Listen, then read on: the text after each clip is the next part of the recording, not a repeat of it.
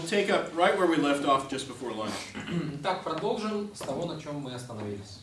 And I was just pointing out that although there were lots of people in the church who wanted creeds that would tolerate both Arius' view and his opponent's view.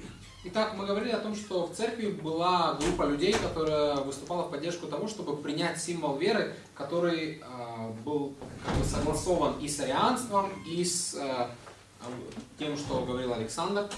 Not many people seem to realize that this debate dealt with a point of doctrine so vital that a difference on it changed the whole nature of the Christian faith. Странно заметить, что не так уж и много людей понимали тот факт, что споры о этой доктрине настолько важны, что вывод, к которому они придут, фактически изменит или даст новое определение всему христианству. Because if Jesus is God, then he is to be worshipped. Потому что если Иисус Христос Бог, ему следует поклоняться. And if that is the nature of Christianity, to worship Jesus as Lord of all, и если христиане должны поклоняться Иисусу Христу как Господу всего, then to portray him as something less than God changes the whole nature of the faith. То изображение его как кого-то, кто менее Бога, полностью изменяет природу веры. These were two opinions that could never coexist side by side. По сути, эти два мнения никогда не могут сосуществовать. And unfortunately, almost no one in Arius' time clearly understood that. К сожалению, не так уж и много людей во времена, даже практически никто во времена Ария не осознавал этой истины. Starting with Constantine, who was the emperor, начиная от Константина, императора, going down through most of the bishops in the church, заканчивая практически большинством епископов в церкви, most of them simply had the goal of keeping peace. Для них основная задача была сохранить мир. They were eager to avoid conflict. Они с радостью были готовы на все, чтобы избежать конфликта. They didn't necessarily want to resolve the debate. Для них не было самым важным установить, кто же прав, а кто нет в этих спорах. As you could tell from some of the excerpts I read earlier today. И это очевидно из тех отрывков, которые мы прочитали сегодня. Most of them were happy to leave the whole question in the realm of mystery. Большинство из них довольствовались категорией тайны. And this nearly resulted in a disaster of major proportions И for это the church. практически привело к страшным результатам. I think that guy wants to ask you a question. Oh, okay. Саша. Это не потому, что большинство, может, этих самых епископов не были не настолько грамотны, как вот эти люди. Может, они не понимали суть этой проблемы или... Do you think that was perhaps, is it true that most of the bishops at that time were not, scholars, they weren't educated, they didn't really understand, That is part of the issue. Да, несомненно, это сыграло свою роль. They didn't have many resources for study and У них не было research. много возможностей для того, чтобы, как мы сейчас, сидеть и исследовать эти вопросы. Plus, the novelty of this error took everybody by surprise. Также всех, так сказать, врасплох застал факт новизны этого заблуждения. The very first confession of Christianity was Jesus is Lord. Самое первое исповедание христианства – это Иисус Господь. The church had always prayed to Jesus. И церковь всегда молилась Иисусу. And so there never had really been any question raised about the deity of Christ. Как правило, никто не задавал никаких вопросов по поводу божественности This is Христа. one of the distinctives that set Christianity apart from Old Testament Judaism. Это была отличительная черта христианства, которая отделяла его от иудаизма. Christianity was teaching that God had been incarnated as a man. Христианство заключается в том, и то, что училось до этого времени, что Бог воплотился в человека. So to question the deity of Christ really undermined every foundational doctrine of Christianity. Поэтому, когда Арий поставил под сомнение божественность Иисуса Христа, тем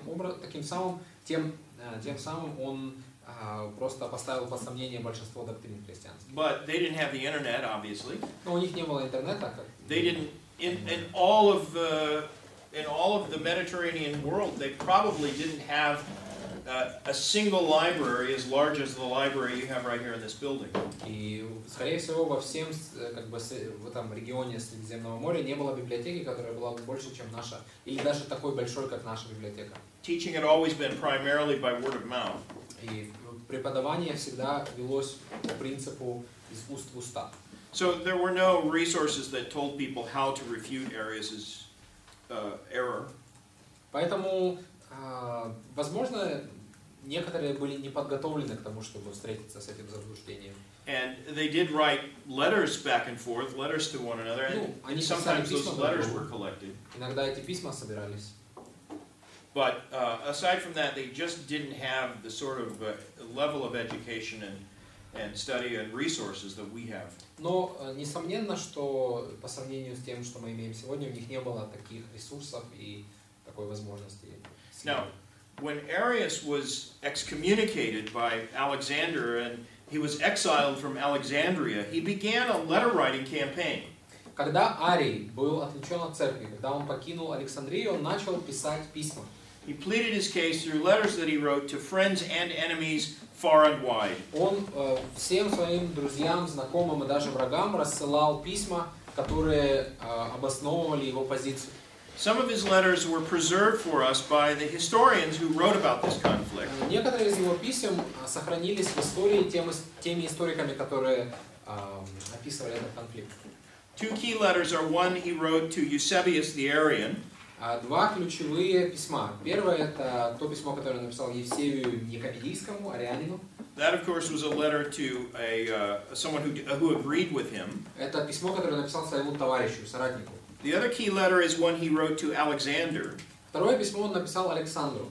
And these letters give us a sort of window into how skilled Arius was in disguising his heresy. И эти письма показывают нам то, насколько умело этот человек мог замаскировать свою ересь. For example, in the letter he wrote to Eusebius the Arian, here's what he said. Например, в том письме, которое он написал Евсевию, арианину, он сказал следующее. He's complaining about Alexander the bishop. Он жалуется на Александра епископа. And he says, the bishop greatly persecutes us. Он говорит, епископ гонит нас. He leaves no stone unturned against us. Он не оставляет камня неперевернутым против нас. He has driven us out of the city as atheists. Он выгнал нас из города как атеистов. Because we do not agree with what he publicly preaches. Потому что мы не согласны с тем, что он публично проповедует. Namely, he says, God always, the Son always, as the Father, so the Son. В особенности, что Бог был всегда, Сын был всегда, как Бог, так и Сын. He says the Son coexists unbegotten with God. Сын сосуществует нерожденный с Богом. But, Arius says, Но, пишет Арий, we say and believe and have taught and do teach мы говорим, верим и учим, that the Son is not unbegotten. что Сын не является нерожденным. He does not derive his subsistence from any matter. Что мы не учим тому, что он, его как бы сущность взята от материи. But by his own will and counsel, he has subsisted before time. Но по своей как бы, природе он существовал до сотворения мира. And before ages. До начала времени. And he is perfect God. И он совершенный Бог. Only he is begotten and unchangeable. Но он рожденный и неизменный. Now I pause there. Пауза. If you listen carefully, that doesn't sound too bad. Это не так уж и плохо звучит.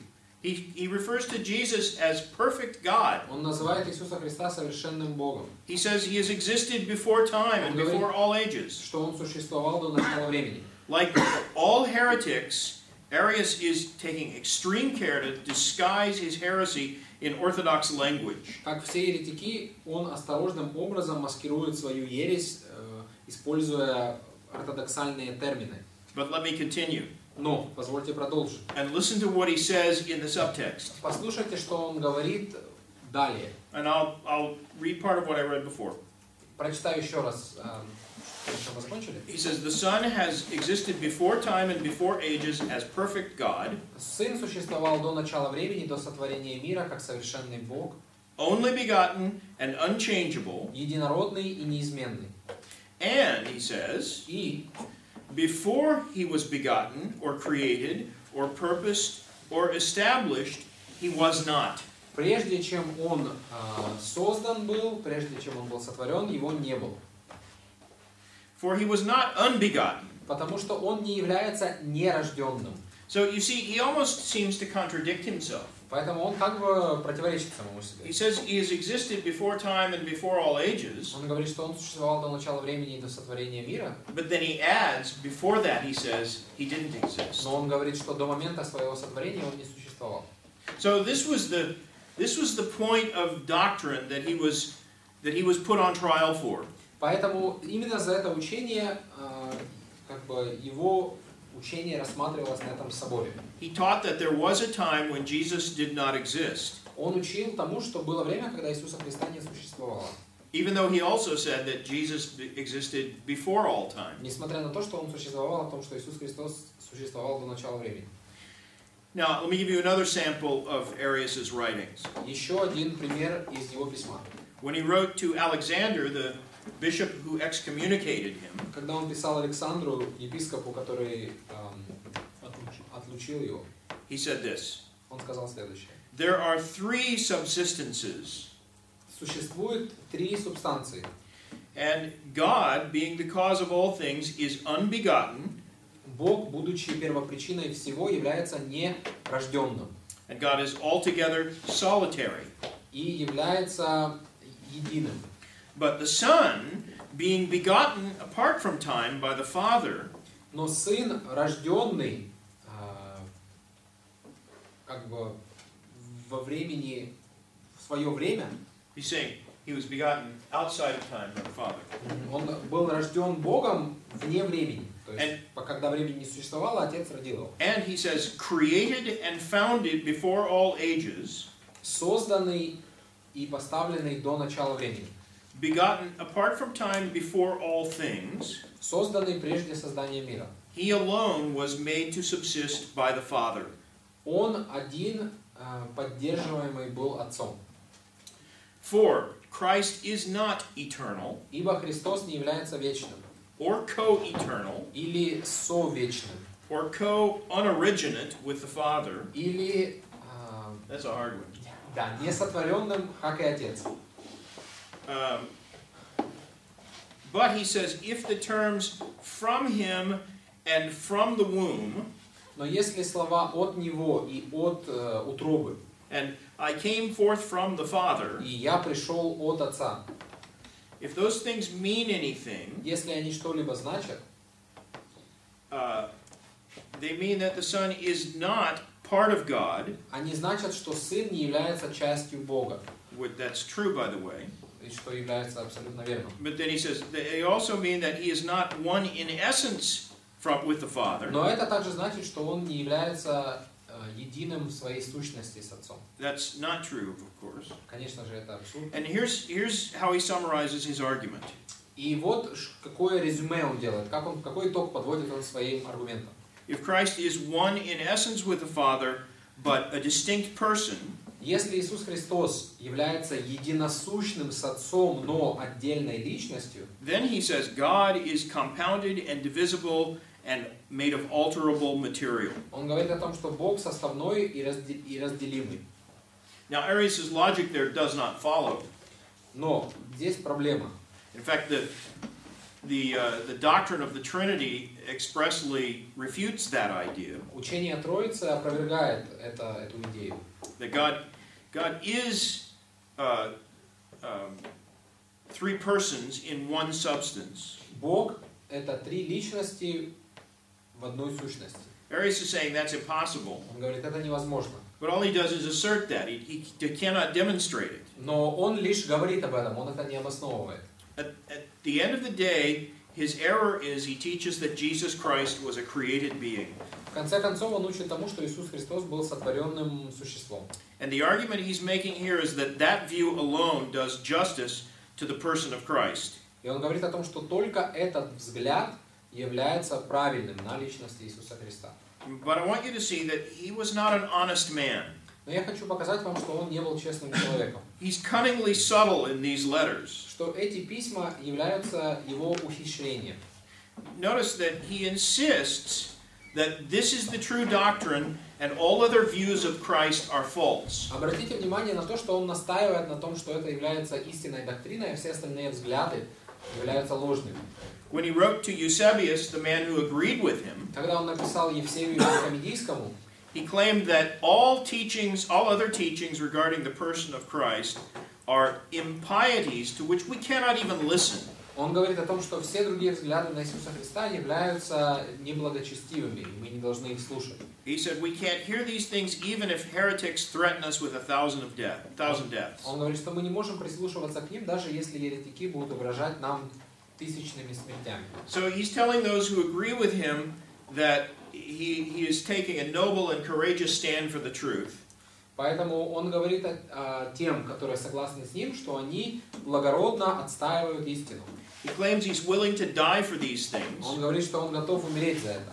But when the time comes for him to actually take a courageous stand, Но когда наступает время для того, чтобы он благородно и храбро отстаивал свою истину, he is perfectly willing to gloss over all these distinctions that he wants to make. Он готов абсолютно забыть о всех этих разделениях. And in the end, he finds the politically expedient route is to ask for a creed that accommodates both his view and all others. И в конце концов он с политической точки зрения понимает, что лучше всего попросить символ веры, который бы согласовывал его взгляд и с всеми остальными, и как бы был этот плюрализм. I mentioned this morning that Constantine tried to quell this controversy by writing to Alexander and Arius and asking them to reconcile with one another. Сегодня мы говорили о том, что Константин написал письмо Арию и Александру, сказал, чтобы они примирились. Constantine clearly didn't understand the issues, he just didn't want the controversy. Константину, по сути, было все равно, кто прав, кто виноват, он просто хотел мир. Most of the bishops around the world shared that same reluctance to take a stand on one side or the other. They didn't want division. И большинство епископов не хотели этого разделения. They were especially hesitant to reject Arius. Особенно они не хотели отвергать Ария. He was a very popular and well-known teacher. Он был очень популярным и известным учителем. And most bishops felt that when Alexander excommunicated Arius, Alexander had gone too far. И многие епископы считали, что когда Александр отлучил Ария, он погорячился. Even though they said they didn't agree with Arius's position, they pleaded for tolerance. Даже утверждая на то, что они не согласны с позицией Ария, они все же требовали терпимости. And so when Arius was excommunicated and exiled from Egypt, he began to travel. И поэтому, когда Арий был отлучен от церкви и оставил Египет и Александрию, он начал путешествовать. And because so many people felt he had been treated too harshly, he received a warm welcome wherever he went. И поэтому из вот этих симпатий, которые мы описали выше, Ария везде принимали с сочувствием. Arius took advantage of everyone's hospitality. И Арий злоупотребил таким отношением к себе и гостеприимством. And he continued then to propagate his heresy. Он продолжал распространять свое лжеучение. So Arianism began to spread, even though Arius himself was technically under church discipline, formally excommunicated. Поэтому его учение начало распространяться, даже несмотря на то, что он был формально отлучен от церкви. And it was at this point, in hopes of resolving the conflict, that the emperor called a council. И поэтому вот в этой ситуации император созывает собор. He asked for as many bishops as could come to attend a church council at Nicaea near Constantinople. Он пригласил как можно больше епископов, всех тех, кто имел возможность приехать, в город Никея, который находится недалеко от Константинополя. This was the first ecumenical council of the church. Это первый вселенский так называемый собор. The first time that the bishops from all over the world were able to convene in one place without fear of persecution. Первый раз епископы со всей Римской империи имели возможность собраться вместе, не боясь гонений. The council convened on June 14th, the year 325. Собор начал свое заседание 14 июня 325 года. Eusebius, the historian, was personally present at the council, and he recorded Constantine's words. Евсевий, историк, лично присутствовал на этом соборе и записал слова Константина. The emperor himself was there, and he opened the conference. Сам император был там, и ему было дано первое слово. And here is what his speech said. Вот что сказал император. He said, discourse in the church I consider more fearful and more painful. Let me start that over. Discord in the church I consider more fearful and more painful than any other war. Он сказал, что для меня распри в церкви намного более болезненный и неприятный, чем любая другая война. As soon as I, by the help of God, overcame my enemies, как только я при помощи моего Бога победил моих врагов, I believed nothing was more necessary than to give thanks to God in common joy with those whom I had liberated. Для меня не было ничего более счастливого, чем славить Бога совместным весельем с теми, кого я освободил. But when I heard of your division, но когда я услышал о этой распри, I was convinced that this matter should by no means be neglected. Я был убежден в том, что этим вопросом не следует пренебрегать. And in the desire to assist by my service, I have summoned you without delay. И желая послужить вам, я собрал вас. My desire will only be fulfilled when I see the minds of all united. Мое желание исполнится только лишь тогда, когда я увижу, как ваши разумы будут едиными. United in the peaceful harmony which you, as the anointed of God, must proclaim to others. И будут едины в этой гармонии мира, которую вы, как помазанники Божьи, должны проповедовать другим. Delay not, therefore, my friends. Поэтому, друзья мои, не отлагайте. Delay not, servants of God. Не откладывайте, служители Божьи. Put away all causes of strife. Отложите все распри. And loose all the knots of discord by the laws of peace. И ослабьте все узлы споров при помощи мира. So that reflects Constantine's purpose and goal in assembling this council. Поэтому вот зачем Константин созвал этот собор. He wanted peace in the church rather than conflict. Он хотел видеть в церкви мир, а не конфликт. Now we can understand his desire for peace. Конечно же, мы можем понять его желание видеть мир. I'm sure every bishop who was present at the council that day also desired peace. Я уверен, что каждый епископ, который был тогда на соборе, также желал мир. And that's right. И это правильно. But some of them were willing to sell the truth for the sake of peace. Но некоторые из них были готовы продать истину ради мира. And that is wrong. И это неправильно. What fellowship does righteousness have with unrighteousness? Что общего у правды с нечестием? What communion does light have with darkness? Что общего между тьмой и светом? And what concord is there between Christ and the devil? И какое согласие между Христом и сатаной? In other words, if we have a dispute between brethren, we can resolve it. Другими словами, если спор между братьями, его можно разрешить. In a dispute between brethren, we must resolve it because Christ commands us to pursue unity with one another. Спор между братьями должен быть разрешенным, потому что Иисус Христос повелевает нам быть едиными. But Scripture also warns us that there are grievous wolves who try to infiltrate the flock. Но Писание также говорит о том, что есть волки, которые проникают в стадо. Not everybody who claims to be a Christian really is. Не каждый, кто говорит о себе как о христианине, на самом деле им является. And we are not supposed to make peace with the wolves. И поэтому мы не должны заключать мир с волками. When someone's doctrine is so seriously off track that it corrupts the doctrine of Christ or obscures the gospel, если чье-то учение настолько далеко от истины, что оно извращает Евангелие, that puts the souls of people in eternal peril. это ставит под угрозу души людей. And when that is the issue, peace is not the goal. И поэтому, если дело обстоит так, то главным является не мир. The goal is to cast down the false doctrine. Главным является низвержение лжеучения. Now, this may sound strange to us, but some of the bishops at the Council of Nicaea didn't see the danger in Arius' denial of the deity of Christ. И, возможно, сегодня нам это покажется странным, но некоторые из епископов, которые приехали на Никейский собор, они не понимали, в чем вообще проблема с тем, что, или в чем, так сказать, большая опасность того, что Арий поддает сомнению божественность Иисуса Христа. There were four sort of loosely organized groups at the Council of Nicaea. На Никейском соборе было 4 фракции, если можно так сказать. There was a small group of committed Arians led by Arius. Первая группа была сторонники Ария. There were also those who sided with Alexander. Также были сторонники Александра. This was the smallest group represented there, Сторонниками Александра их было меньше всего. but they were outspoken opponents of Arianism. Но они были самые такие громогласные оппоненты арианизма. There was one young man in that group who stood out. В этой группе был один молодой человек. He was a secretary for Bishop Alexander at the time. Он был секретарем Александра. His name was Athanasius. Его звали Афанасий. He sort of epitomized that second minority group.